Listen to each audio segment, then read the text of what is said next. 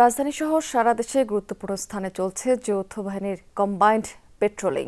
সহকর্মীদের কাছ থেকে আমরা একটু জেনে নিব সেই খবরাখবর। শুরুতে যেতে চাই রংপুরে, সেখান থেকে যুক্ত আছেন আমাদের সহকর্মী সরকার মাঝারুল মান্নান। মাঝার, এই অভিযান সম্পর্কে একটু বিস্তারিত জানাবেন, এই মুহূর্তে কি চলছে সেখানকার?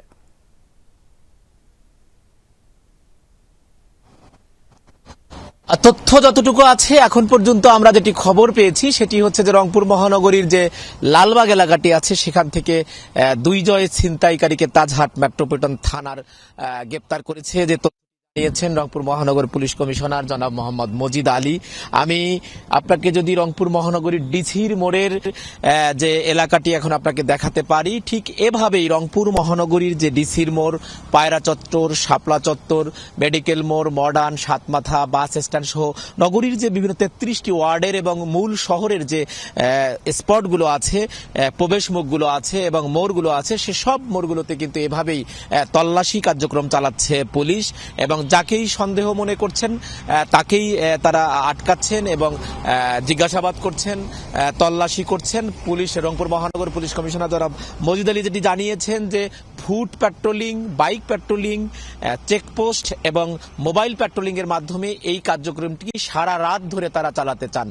তাদের বক্তব্য হচ্ছে যে এর মাধ্যমে তারা হয়রানি যাতে মানুষ না হয়, হয়তো হয়রানি কিছু মনে না করেন, কারণ এর মাধ্যমে তারা যেটি করতে চাইছেন যে অপরাধী যারা আছে অপরাধীদেরকে কিভাবে তাদের জালে আটকাবেন। এবং শুধু যে পোশাকি পুলিশ নয়, পোশাকি পুলিশের পাশাপাশি সাদা পোশাকের পুলিশও কিন্তু এভাবে এই প্যাট্রোলিং কার্যক্রমগুলো পরিচালনা করছেন।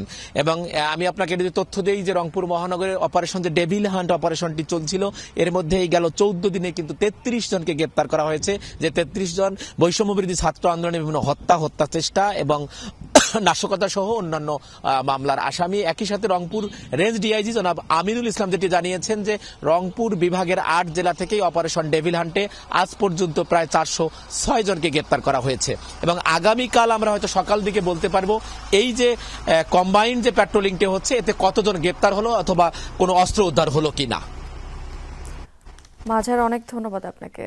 দর্শক, এবার আমরা একটু রাজধানীর ধানমন্ডি থেকে ঘুরে আসতে চাই। সেখানে আছেন আমাদের সহকর্মী হাসিবুল করিম বিজয়। বিজয়, টহল ব্যবস্থায় এই এলাকায় আসলে কতটা জোরদার রয়েছে একটু জানতে চাই আপনার মাধ্যমে। আমি যদি বলতে চাই শ্রুতি, টহল ব্যবস্থা কিন্তু বেশ জোরদার করা হয়েছে। আমি যদি একটু দেখাতে চাই, ইতিমধ্যে রাজধানীর ধানমন্ডিতে প্রত্যেকটি গাড়িতে কিন্তু আসলে চেক করা হচ্ছে এবং তারা আসলে কোথায় যাচ্ছেন, কি করছেন, সব কিছুই তারা আসলে জিজ্ঞেস করছেন। এবং এখানে পুলিশ এবং সেনাবাহিনীর যৌথ অভিযানের মাধ্যমে কিন্তু আসলে এটি পরিচালনা করা হচ্ছে।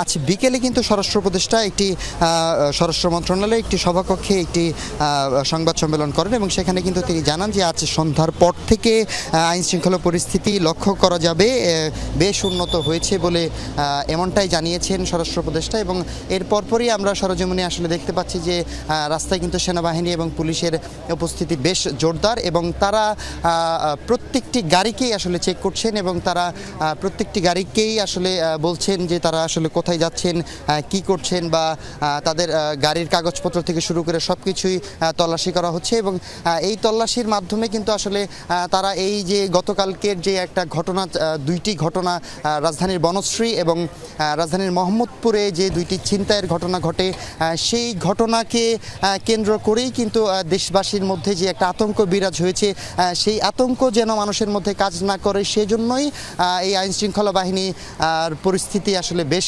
জোরদার করা হয়েছে এবং তারা নিরলসভাবে আসলে এই কাজ করার চেষ্টা করছে এবং মানুষের মাঝে আসলে স্বস্তি ফিরানোর চেষ্টা আসলে তারা করছে।